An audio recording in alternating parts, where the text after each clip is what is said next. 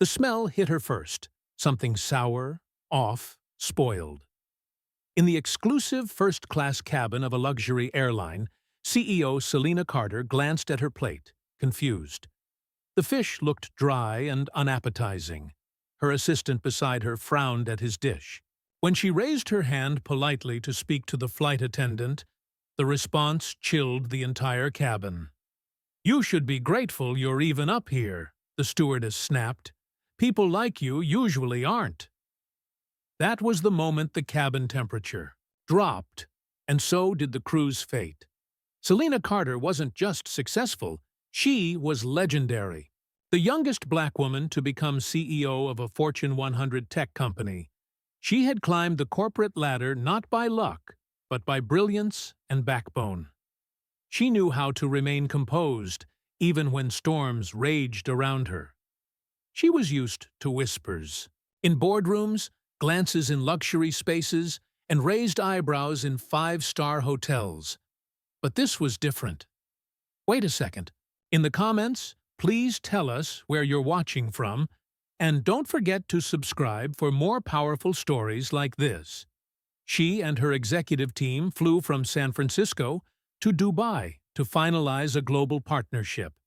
They booked first class on Lux Aero, one of the world's most elite airlines, a carrier her company had invested millions in. Selena herself sat on the advisory board. None of the staff on board recognized her, or so she thought. From the moment she boarded, the crew was cold. When she asked for assistance stowing her bag, a flight attendant barked, "First-class passengers usually bring less." Her request for water was ignored until the third time. Others around her received glasses of champagne and freshly warmed towels. She received both attitude and indifference. Still, she remained calm. Then came the meal. Her assistant, Marcus, leaned in and whispered, "Is that spoiled?" The smell was undeniable. Selena politely informed the flight attendant. That's when the woman sneered, "If you don't like it, there's Coach." Heads turned. Silence. Selena's face didn't flinch, and she didn't raise her voice. She opened her phone, typed a message, and clicked send. 10 minutes later, while turbulence rumbled lightly, outside the intercom buzzed. The captain's voice came on, but it wasn't the standard announcement. "We have received direct communication from Lux Aero Executive Command. Upon landing, all passengers will remain seated, while the flight crew is debriefed."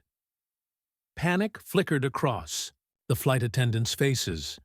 Selena sat quietly, sipping water that was now brought to her with trembling hands. The stewardess, who mocked her earlier, avoided her altogether, her face pale. When the flight landed, airport security boarded immediately. One by one, the entire cabin crew was escorted off. Selena finally stood, adjusted her jacket, and addressed the stunned passengers. "I invest in companies that uphold dignity. That includes airlines. This one has failed."